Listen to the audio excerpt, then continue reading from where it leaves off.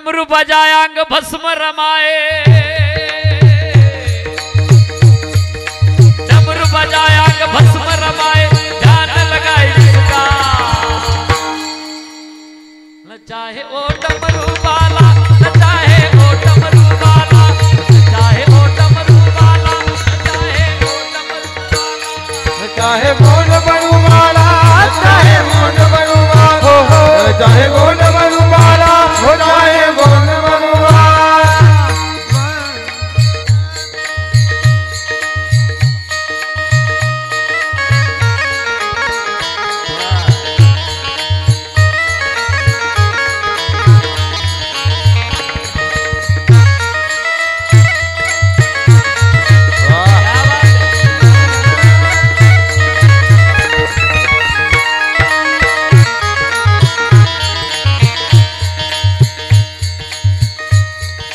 डमरू बजाए अंग भस्म रमाए,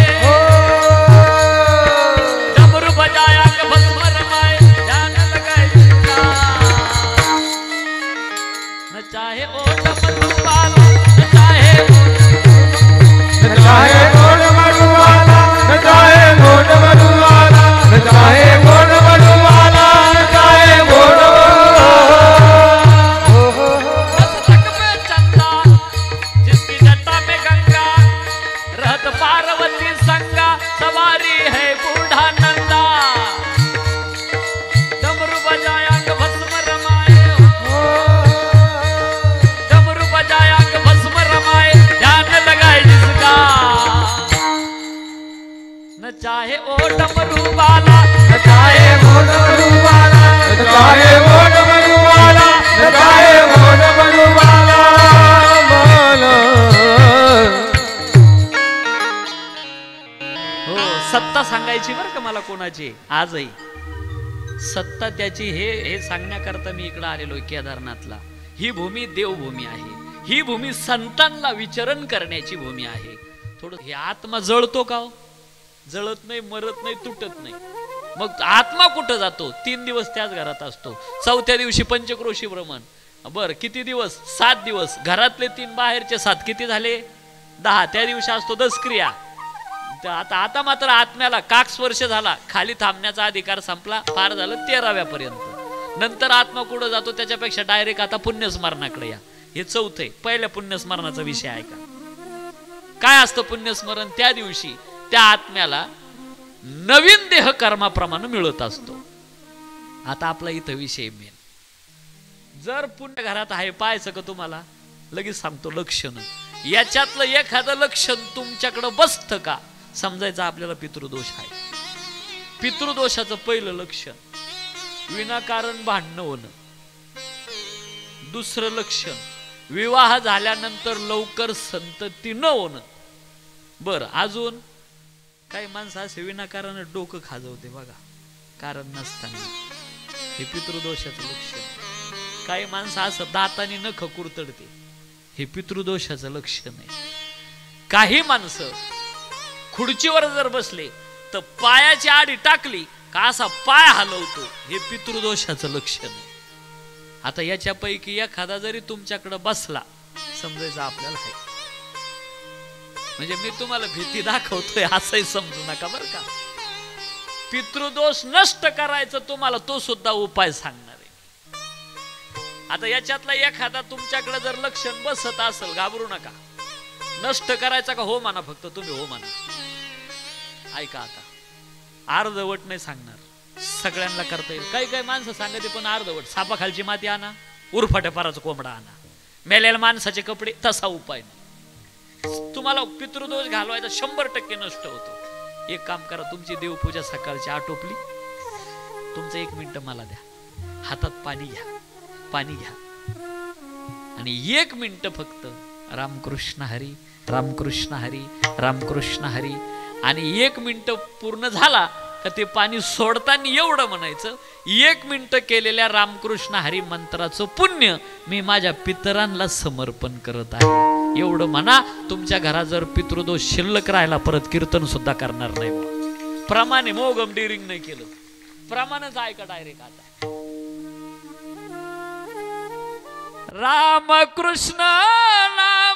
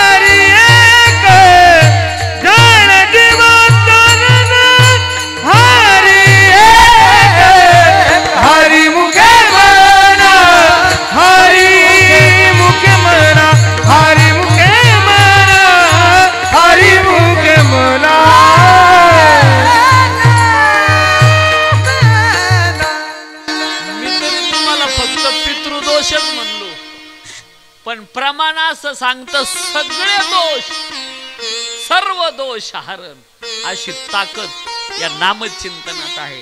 भक्ती करा कामाला येते. काय कामाला? यम यातना तिथं करतात आपल्याला घेऊन जातात. मग यमापासून सोडवण्याकरता भक्ती कामाला येते. तिथं दुसरं कोणी कामाला येत नाही. तुम्ही म्हणाल तिथं गेल्यावर आम्ही लई मोठा जोड जमाय आमचावाला लई पाहुणे रावळे. सोडविना राजा देशीचा चौधरी कोणीच नाही. तुका म्हण तुझ सोडविना कोणी.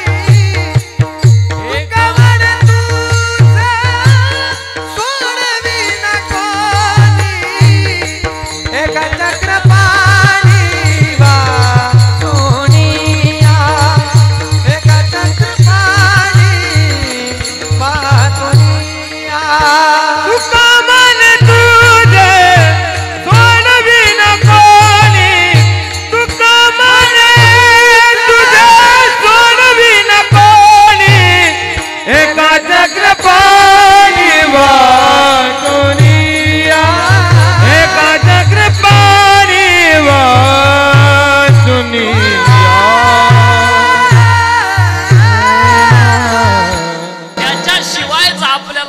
कोणी कामात येत नाही ना. मग तो आपल्या हातात आला का जीवाची सकळ चिंता नष्ट होते. अभंगाच्या तिसऱ्या चरणात हरियाला हाता हरियाला हाता हरियाला हाता हरियाला हाता हरियाला हाता हरियाला हाता हरियाला हाता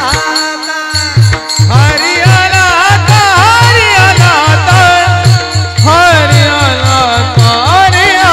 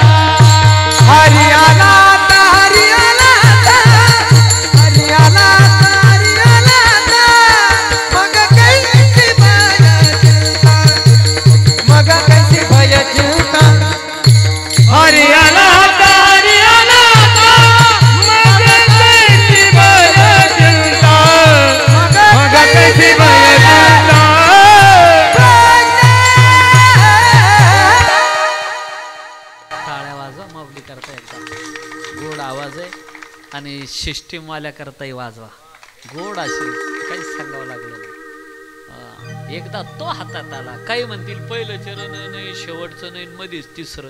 मोठ्याच्या घराला अनेक दरवाजे असतात. फारसा फरक पडत नाही कोणत्या दरवाजाने. आपलं जसं प्रसंगानुसार अभंगाच्या एकाच चरणावरती. आता माझं लक्ष गेलं हे दुष्ट घड्याळ थांबायला तयार नाही. ज्या कामाकरता मला बोलवलंय खरं तर एक वेळेस संप्रदायाच्या नियमाप्रमाणे हातानं टाळी. नंतर आईचं महत्व सांगेल. विडोबा रखुमाई हरी जय जय विडोबा रखुमाई विडोबा रखुमाई विडोबा